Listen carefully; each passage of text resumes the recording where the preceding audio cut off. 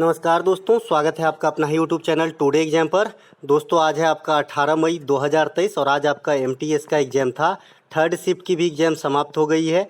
Third shift के exam में GK GS के सेक्शन से जो भी प्रश्न पूछे गए सभी 100% ऑथेंटिक प्रश्नों के साथ साथ एक्स्ट्रा फैक्ट भी लेकर के आ गया हूं। दोस्तों जैसा कि आप जानते हैं मैं एक्स्ट्रा फैक्ट के साथ पढ़ाता हूं और आपको हूबहू एग्जाम में क्वेश्चन देखने को मिल जाती है। तो चलिए दोस्तों देख लीजिए थर्ड शिफ्ट में कौन कौन सा प्रश्न पूछा गया था। और आपको बता दें कि इससे पहले वाले शिफ्ट में ही सचिन तेंदुलकर के पुस्तक का नाम हमने जिक्र किया था, प्लेइंग इट माई वे, और ये यहाँ पे पूछ दिया गया है। तो देख लीजिए कौन कौन से प्रश्न आया था। एक प्रश्न आया था, निम्नलिखित में से ग्रैमी अवार्ड से किसे सम्मानित किया गया है। आपके ऑप्शन थे अरिजीत सिंह, AR रहमान, कुमार सानू, एक्सेप्ट्रा एक और, है ना। तो यहाँ पे राइट आंसर जो होता हुआ है ये आपका AR रहमान हो जाएगा। जैसा कि मैंने आपको बताया है कि AR रहमान को जय हो संगीत के लिए ग्रैमी अवार्ड दिया गया था। ठीक है, ये क्वेश्चन पहले भी पूछे जा चुके हैं, कोई नई बात नहीं है। तो यहाँ पे राइट आंसर क्या हो जाएगा, AR रहमान हो जाएगा। इसके अलावा भारत में सबसे पहले ग्रैमी अवार्ड किसने जीता, तो पंडित रविशंकर ने जीता है सबसे पहले ग्रैमी अवार्ड, जो सितार प्ले करते थे। ठीक है, इसके अलावा पंडित रविशंकर को 1999 में भारत रत्न से भी सम्मानित किए गए हैं, जो सितार के प्रमुख वादक हैं। इसके अलावा 2001 ईस्वी में आपको लता दीदी और आपका जो है बिस्मिल्लाह खां को दिया गया। सबसे पहले संगीत के क्षेत्र में 1998 में M सुब्बा लक्ष्मी को दिया गया। इसके अलावा 2008 में पंडित भीमसेन जोशी को दिया गया। इसके अलावा 2019 में भूपेन हजारिका साहब को जो है भारत रत्न से सम्मानित किया गया था। तो ये 6 कैरेक्टर जो हैं संगीत से जुड़े हुए हैं और भारत रत्न भी जीते हैं। अगला जो आपका प्रश्न पूछा गया था, निम्नलिखित में से किस कथक नर्तकी को संगीत नाटक अकादमी अवार्ड और पद्मश्री मिला है। बहुत ही अच्छा क्वेश्चन, लेकिन अगर आप ऑप्शन पे ध्यान दें तो सीधे आपका आंसर जो है, जैसे होता है ना कि बनी हुई खाना है बस खाने में भर की देरी है, वैसा ही इसका ऑप्शन दिया गया था। आज जो बच्चे ने क्वेश्चन भेजा है वो चैनल कुछ नाम अलग लिख के रखा है, मुझे अभी याद नहीं आ रहा है। मैं अगले वीडियो में उनका नाम इंक्लूड जरूर करूंगा, क्योंकि ऑप्शन सहित भेजे हैं। ये बहुत बड़ी बात है भैया, इतना याद कैसे रख पाए,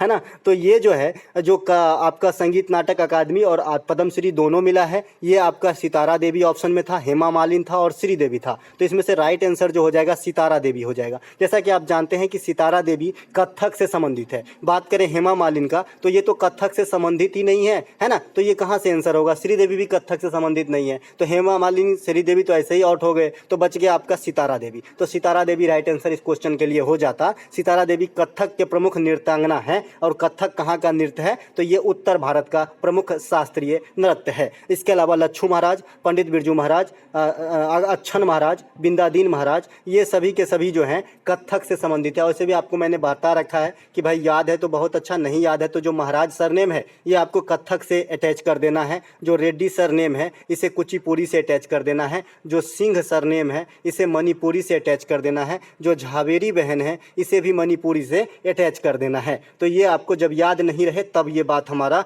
काम में आएगा।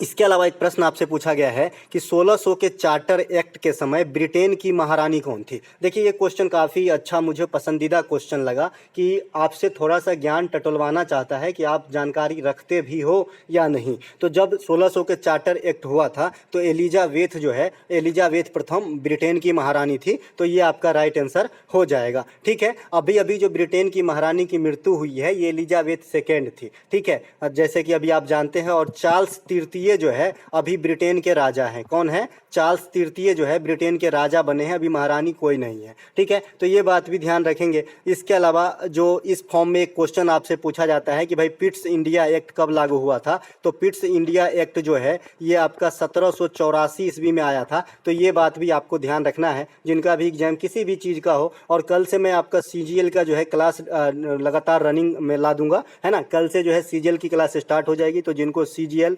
CHSL, आगामी MTS, SSC, GD यानी जो भी एक्सेप्ट्रा जो TCS क्वेश्चन सेट करते हैं या फिर SSC कहें, तो जो भी आप एग्जाम तैयारी करते हो आप सबके लिए बेनिफिशियल रहने वाली है। और आप लोगों के ही फरमाइश पे ला रहा हूँ। जैसा कि आपने MTS में देखा कि जो हमने 37 प्रैक्टिस सेट दिया था, मिला जुला के 60% क्वेश्चन वहीं से आ रहे हैं। इसके अलावा जो मैंने SSC GD में 7-8 प्रैक्टिस सेट दिए थे वो भी काफ़ी फायदे के रहा। और तब से जो है यहाँ पे मैं बना हुआ हूँ, है ना। तो मैं CGL के लिए भी कुछ इस प्रकार की व्यवस्था कर रहा हूँ ताकि आप लोगों का फायदा हो जाए। एक प्रश्न प्रश्न पूछा गया था प्लेइंग इट माय वे के लेखक कौन है। आज ही मैंने ना जिक्र किया है भाई, इसी का जो है कॉपी पेस्ट आपको नीचे देखने को मिलेगा एक्स्ट्रा फैक्ट में, ठीक है। जहाँ पे आपका मिल्खा सिंह का पूछा गया था कि आत्मकथा क्या है, तो the race of my life जो है मिल्खा सिंह का जो है बुक था, तो वहीं पे मैंने एक्स्ट्रा फैक्ट में इसको रखा था। तो सचिन तेंदुलकर जो है लेखक है प्लेइंग इट माय वे के। इसके अलावा a century is not enough के लेखक कौन है, सौरभ गांगुली है। इस फॉर्म में एक मिलता जुलता किताब कौन सा है, ए life is not enough. A life is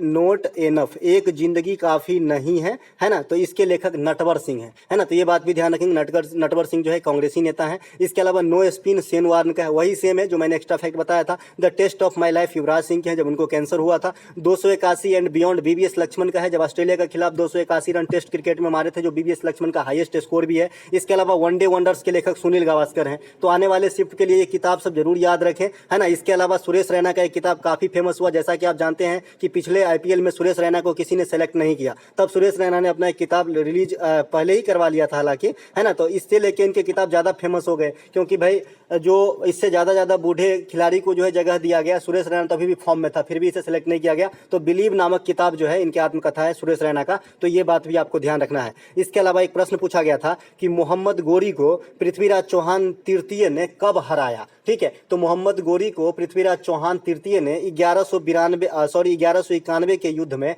यानी तराइन की प्रथम युद्ध में हराया था। अब पता नहीं जनरल को क्या मिलता है, तराइन की युद्ध हर शिफ्ट में लगाए रहते हैं, पता नहीं क्या मिल जाता है ना। तो 1191 में जो है पृथ्वीराज चौहान तृतीय साहब की विजय हुई थी और मोहम्मद गोरी की हार हो गई थी। अगले ही साल 1192 में तराइन की सेकेंड लड़ाई होती है, जिसमें जो है मोहम्मद गोरी की विजय हो जाती है। इसके अलावा तराइन की एक और लड़ाई होती है 1215 ईस्वी में इल्तुतमिश और कुबाचा के बीच, इसमें इल्तुतमिश का जो है विजय हो गया था। तो तराइन की तीनों लड़ाई आपके सामने मैंने परोस दिया है, रख लीजिएगा आने वाले एग्जाम्स के लिए। इसके अलावा पानीपत की 3 लड़ाई होती है, एक तो 1526 में होती है, इब्राहिम लोदी और बाबर के बीच में होती है। इसमें बाबर विजय हो जाता है और बाबर जो है विजय होकर भारत में मुगल वंश की स्थापना कर देते हैं। बाबर के द्वारा अन्य जो 3 युद्ध और लड़े गए हैं, जैसे यहाँ क्या हो गया 1526, इसका नाम क्या है, पानीपत का युद्ध। तो पानी पियो खाना खाओ, खाना का मतलब खानवा। 1527 चाय पियो, है ना, चंदेरी 1528 और घर जाओ घाघरा 1529, ठीक है। तो ये चारों युद्ध जरूर ध्यान रखेंगे, खाना खाओ चाय पियो, चाय पियो खाना खाओ पानी पियो घर जाओ, है ना। पानीपत, है ना, खानवा, चंदेरी और घाघरा लगातार इसवी है। इसके अलावा आपसे पूछा जाता है कि बाबर के पिता का नाम क्या है, तो शेख उमर शेख मिर्जा। बाबर भारत आने से पहले कहाँ के शासक थे, तो फरगना के, ठीक है। तो ये बात भी ध्यान रखेंगे। इसके अलावा बाबर को जो है कलंदर कहा जाता है, तो ये बात भी आपको ध्यान रखना है। इसके अलावा पानीपत की सेकेंड लड़ाई जो होती है ये 1556 में होती है अकबर और हेमू के बीच में। इसमें अकबर की विजय हो जाती है और अकबर की जो विजय होती है तो इसका राज्याभिषेक कहाँ पर होता है, कलनौर में। कितने वर्ष की अवस्था में, 13 वर्ष की अवस्था में। आपसे पूछा जाता है कि अकबर के प्रारंभिक दिनों का रीजेंट कौन था, तो आपका जो है बैरम खां। दोस्तों अब तो मुझे आप लोगों के साथ क्या ही बड़ाई अपनी करनी, मतलब इतनी ज़्यादा क्वेश्चन के बारे में एक्सपीरियंस हो गया है, लगभग कम से कम 30-40 एग्जाम तो मैं खुद कंडक्ट किया है और एक योद्धा ही बता सकता है कि युद्ध भूमि में क्या क्या होती है, ठीक है। तो मैं उसी हिसाब से उसी पे काम करता हूँ कि भाई आने वाले शिफ्ट में आपको क्या क्या क्वेश्चन आ सकता है, इस क्वेश्चन को पूछा गया तो इसको कितने तरीके से पूछे जा सकते हैं, इसी पे काम करता हूँ और आपको फायदा हो जाता है, इसीलिए आप मुझे प्यार करते हैं। इसके अलावा अगला जो प्रश्न एक्स्ट्रा फैक्ट है ये 1761 में है, पानीपत की तृतीय लड़ाई अहमद शाह अब्दाली और मराठों के बीच। इसमें अहमद शाह अब्दाली की विजय हो जाती है। इस युद्ध में मराठों का सेनापति कौन था, ये कई बार पूछा गया है। तो सदाशिव राव भाऊ जो है पानीपत की थर्ड लड़ाई में मराठों की तरफ से सेनापति थे, ठीक है। इसके अलावा बक्सर का युद्ध 1764 ईस्वी में होता है। इसमें पूछा जाता है कि अंग्रेज की तरफ से कौन लड़े, तो हेक्टर मुनरो लड़े थे, हेक्टर मुनरो, है ना। तो ये बात भी ध्यान रखेंगे। और एक प्लासी का युद्ध होता है 1757 में, इसमें अंग्रेज की तरफ से जो है रॉबर्ट क्लाइव लड़े थे। तो दोनों बात ध्यान रखेंगे। इसके अलावा इस बक्सर के युद्ध के हार के परिणाम स्वरूप ही 1765 में इलाहाबाद की संधि होती है, जिसमें उड़ीसा बिहार बंगाल की दीवानी जो है अंग्रेज को सौंपनी पड़ती है। लेकिन ये जो इलाहाबाद की संधि हुई थी ये रॉबर्ट क्लाइव और शाह आलम द्वितीय के बीच में हुआ था। शाह आलम द्वितीय कौन है भाई, जो मुगल शासक थे उस समय का, ठीक है। तो ये बात भी आपको ध्यान रखना है। इसके अलावा एक प्रश्न पूछा गया भैया खिचड़ी कहाँ का त्योहार है। आप देखिए खिचड़ी सभी जानते हैं भाई कि जो मकर संक्रांति होते हैं तो यूपी में खास करके इस त्योहार को खिचड़ी कहा जाता है और बिहार में भी इस दिन खिचड़ी बना करके खाया जाता है, ठीक है। तो यहाँ पे राइट आंसर उत्तर प्रदेश हो जाएगा, क्योंकि इसके ऑप्शन में उत्तर प्रदेश, मध्य प्रदेश, कर्नाटक और एक स्टेट का और का नाम दिया गया था, तो उत्तर प्रदेश राइट आंसर यहाँ पे हो जाएगा। ये वही त्योहार है जो बिहार में मकर संक्रांति होता है ना।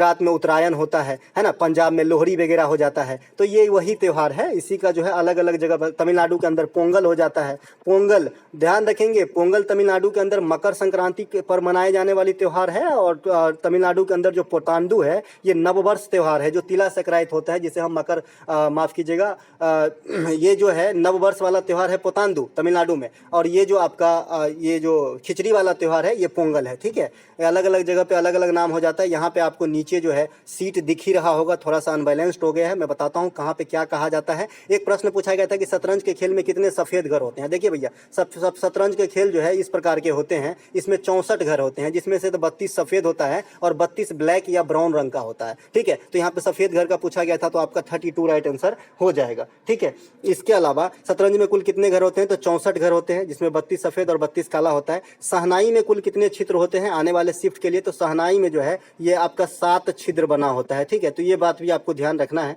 इसके अलावा ये देखिए सीट कि किस त्यौहार को क्या कहा जाता है। उत्तर प्रदेश में इसे खिचड़ी कह देते हैं, और अन्य जगह पे जो है इसे मकर संक्रांति भी कहते हैं। इसके अलावा पोंगल तमिलनाडु में कहते हैं, मकर बिलक्कू केरला में कहते हैं, उत्तरायण गुजरात में कहते हैं, लोहड़ी पंजाब में कहते हैं। तो आप समझ गए कि ये किस महीना का त्यौहार है ना। और इसके अलावा जो नववर्ष है वो मैंने तमिलनाडु का बताया पोतांदु है, केरल का जो नववर्ष है ये बीसू है, बिहार का जो नववर्ष है शीतल है, महाराष्ट्र का जो नववर्ष है गुड़ी पाड़वा है ना। इसके अलावा जो आपका पंजाब का नववर्ष है इसे बैसाखी कहा जाता है। तो ये दोनों में थोड़ा सा अंतर भी है, जरूर ध्यान रखेंगे। पहले नववर्ष से क्वेश्चन आ रही थी, अब जो है मकर संक्रांति वाला मतलब पेज से जो है क्वेश्चन आएगा। ये पीडीएफ आपको मैं टेलीग्राम पे दूंगा, टुडे एग्जाम टेलीग्राम का नाम है, तो आप वहाँ से जो है इसे देख लीजिएगा अच्छे से। इसके अलावा कुचिपुड़ी कहाँ का शास्त्रीय नृत्य है पूछा गया है, तो भैया ये आंध्र प्रदेश का शास्त्रीय नृत्य है कुचिपुड़ी। काफ़ी ईजी क्वेश्चन है। राधा रेड्डी और राजा रेड्डी जो भी है, और आपका जो है राधा रेड्डी, राजा रेड्डी, वेदांतम सत्यनारायण, ये सभी के सभी जो है कुचिपुड़ी से संबंधित है। इसके अलावा भरतनाट्यम जो आपका तमिलनाडु का है, कथक उत्तर भारत का है, कथकली और मोहिनीअट्टम दोनों केरल का है, ओडिसी ओडिशा का है, सतरिया जो है असम का है, और मणिपुरी जो है मणिपुर का है। तो ये सभी शास्त्रीय नृत्य के नाम आपके सामने हैं। अब तो पुराने हो गए होंगे आप मेरे साथ, अब तो झूम गए होंगे भैया, है ना। नाट्य शास्त्र के लेखक कौन है, तो ये भरत मुनि है भैया, नाट्य शास्त्र के लेखक, और इसी पे आधारित है आपका ओडिसी और भरतनाट्यम नृत्य। तो ये बात भी ध्यान रखेंगे। और जो सतरिया नृत्य है ये वैष्णव संत शंकर देव से प्रेरित है, यानी भक्ति आंदोलन से प्रेरित है। तो ये बात भी आपको ध्यान रखना है। इसके अलावा एक प्रश्न आपसे पूछा गया था, हिमालय पर्वत की बनावट किस प्लेट से हुई है। देखिए हिमालय पर्वत की जो बनावट है अब डिपेंड करता है कि ऑप्शन में कथन के अनुसार था या ए बी और सी दोनों था, इस प्रकार से ऑप्शन था। क्योंकि हिमालय की पर्वत जो है ये पूरे के पूरे एक प्लेट से नहीं बना है। हिमालय की पर्वत मेटामॉर्फिक से बना है, अब शादी से भी बना है। तो डिपेंड करता है कि ऑप्शन में क्या था। ठीक है, इसके अलावा मैं बता दूं कि हिमालय का जो उत्पत्ति हुआ है ये टेथीज सागर के खिसकने से हुआ है। पहले जमाने में कभी बहुत दिन पहले, जब हमारी मान लीजिए कि 100 पीढ़ी पहले, है ना, जब टेथीज सागर नाम का यहाँ पे एक सागर हुआ करता था, जब पेंजिया का पतन होता है और विश्व 2 भागों में बढ़ जाता है, अंगारा लैंड और आपका गोंडवाना लैंड। ठीक है, अंगारा लैंड और गोंडवाना लैंड। तो आपसे अगर कोई पूछे कि भारत भाई किस लैंड का हिस्सा है, तो बता दीजिएगा गोंडवाना लैंड का हिस्सा है भारत। ठीक है, तो टेथीज सागर के जगह पे जो है आज हिमालय पर्वत खड़ा है, जो विशाल अपने आप में जो है एक लोहा मनवा रही है। हिमालय पर्वत की सबसे ऊंची चोटी का नाम जो है माउंट एवरेस्ट है, जिसे नेपाल में सागरमाथा कहा जाता है। अगर आपसे पूछे कि भाई हिमालय पर्वत किस प्रकार के पर्वत का उदाहरण है, तो आप बताइएगा न्यू फोल्डेड माउंटेन, नवीन बलद पर्वत। इससे मैं देहाती भाषा में आपको समझा चुका हूं, जिसे जिंदा पर्वत कहते हैं। ठीक है, जिससे जो है उद्गार होती रहती है। इसके अलावा एक प्रश्न आपसे पूछा गया है कि आर्टिकल 356 और 360 क्या है। भैया आर्टिकल 356, 360 और 352 समझा चुके हैं कि ये आपातकालीन व्यवस्था से संबंधित है। तो ये आपका आपातकालीन व्यवस्था से संबंधित है। अनुच्छेद 352 राष्ट्रीय आपात होती है, अनुच्छेद 360 वित्तीय आपात होती है, अनुच्छेद 356 राष्ट्रपति शासन होती है। देखिए एक बात और पूछा जाता है आपसे, एक सेकेंड, एक बात और पूछा जाता है आपसे कि भारत में जो है वित्तीय आपात कितनी बार लगी है, तो आप कहेंगे कि भाई 0 बार लगी है। एक बात और पूछा जाता है आपसे कि भारत में आंतरिक मामले के गड़बड़ी के अनुसार आपातकाल कब लगी थी। पहली बार तो 1975 में लगी थी, इंदिरा गांधी के समय में इमरजेंसी डिक्लेयर किया गया था। ठीक है, इसके अलावा ये जो आपातकालीन व्यवस्था है ये कहाँ से ग्रहण किए हैं हम, तो जर्मनी के वाइमर संविधान से लिए हैं। तो ये बात भी आपको ध्यान रखना है। अच्छा एक बात और मैं आपको बता दूं कि जो हम जनता को, जैसे हमको आपको जो मौलिक अधिकार प्राप्त है, जो फंडामेंटल राइट प्राप्त प्राप्त है, यानी फंडामेंटल राइट, FR लिख दिया। तो ये आपातकाल के दौरान चेंजेबल है भैया, चेंजेबल है, गुड नॉलेज है ना, आपातकाल के दौरान चेंजेबल है। ऐसा नहीं कि हम कहेंगे हमको मौलिक अधिकार है हम तो बोलबे करेंगे आपातकाल लगे चाहे कुछ, ऐसा नहीं है। आपातकाल के दौरान आपसे मौलिक अधिकार छीना जा सकता है। तो बेसिक डिफरेंस है मौलिक अधिकार और नीति निदेशक तत्व में। नीति निदेशक तत्व जो है ये कभी नहीं बदलते हैं, चाहे आपातकाल ही क्यों ना लगा हो, लेकिन मौलिक अधिकार आपका चेंजेबल है, ठीक है। तो ये बात भी ध्यान रखना, ये गुड नॉलेज है ना। इसके अलावा आपातकाल की व्यवस्था जर्मनी के संविधान से लिया गया, ये तो मैंने बता ही रखा है। इसके अलावा राष्ट्रपति जो है राज्यसभा में कितने सदस्य को मनोनयन करता है। जब भी मैंने कुछ भी बताया राष्ट्रपति के बारे में तो ये क्वेश्चन जरूर बताया दो चीज, कि भाई एक तो एनी बेसेंट को जब भी मैंने डिस्क्राइब किया तब भी मैंने आपको बताया कि भाई एनी बेसेंट जो है ये आयरलैंड की लेडी है, आयरलैंड की लेडी है। आयरलैंड से हमारा बहुत अच्छा रिश्ता रहा है। एक तो सबसे पहले एनी बेसेंट साहिबा, जिन्होंने भारतीय फ्रीडम मूवमेंट में आके जो है एक अलग रोल अदा किया है, जो हमारे आज़ादी में इनको जो है नाम लिया जाएगा सदियों सदियों तक। इसके अलावा जो राज्यसभा में 12 सदस्यों का मनोनयन राष्ट्रपति साहब करते हैं, ये आयरलैंड के संविधान से लिया गया है। इसके अलावा नीति निदेशक तत्व जो आपका भाग 4 में रखा गया, जिसकी अभी मैंने जिक्र किया था, ये भी आयरलैंड के संविधान से ही प्रेरित है। तो यहाँ पे जो 12 सदस्य हो जाएगा राइट आंसर। आपको पता है कि राज्यसभा में टोटल 250 सदस्य होते हैं, जिसमें से 238 तो इलेक्ट होते हैं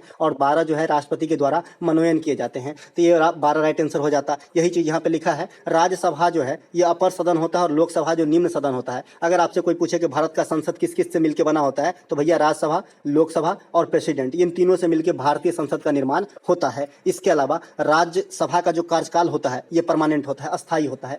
बातों पे गौर फरमाइएगा। राज्यसभा कभी विघटित नहीं होती है। आर्टिकल 85 के थ्रू लोकसभा का विघटन समय से पूर्व कर सकते हैं प्रेसिडेंट, लेकिन राज्यसभा का विघटन नहीं कर सकते हैं। इसके अलावा लोकसभा का कार्यकाल 5 वर्षों का होता है, ठीक है। अब तो ये हो गया भाई, ये जो लोकसभा और राज्यसभा घर है, पूरा जो असेंबली है, इसकी बात मैंने अभी करा। अब हम सदस्य को रिलेट करके बात करेंगे। लोकसभा का सदस्य का कार्यकाल 5 वर्षों का होता है और राज्यसभा के सदस्य का कार्यकाल 6 वर्षों का होता है। आई होप आप समझ गए हैं मैं क्या कह रहा हूं। जो सदस्य उसमें जो सदस्यता लेते हैं, जो सांसद हैं, जो लोकसभा के सांसद है वो 5 वर्ष के लिए चुने जाते हैं और जो राज्यसभा के सांसद है वो 6 वर्षों के लिए चुने जाते हैं। और जो लोकसभा का कार्यकाल है उसका अपना असेंबली का पूरा का तो 5 वर्ष में समाप्त हो जाता है, जैसे अभी फिर से 24 में चुनाव होंगे, ठीक है। और जो राज्यसभा का होता है वो परमानेंट होता है, कभी विघटित नहीं होता है। लोकसभा में जो मिनिमम उम्र सीमा रखा गया है 25 वर्ष है और राज्यसभा में मिनिमम उम्र सीमा जो है 30 वर्ष रखी गई है। चलते हैं आगे। अगला एक प्रश्न पूछा गया था, संयुक्त राष्ट्र संघ के अनुसार भारत किस देश को छोड़कर मोस्ट पॉपुलेटेड स्टेट बन जाएगा, या राज्य बन जाएगा, या देश बन जाएगा। देखिए, संयुक्त राष्ट्र संघ के अनुसार भारत भी एक स्टेट ही है। हमारे लिए ना भारत एक देश है, लेकिन संयुक्त राष्ट्र संघ में जहां पे इतना देश है तो उनके लिए एक स्टेट ही होगा। तो मैंने लैंग्वेज सही है लिखा है ना। तो जो मोस्ट पॉपुलेटेड स्टेट बन जाएगा या देश बन जाएगा, ये आपका चीन को पछाड़ के जो है भारत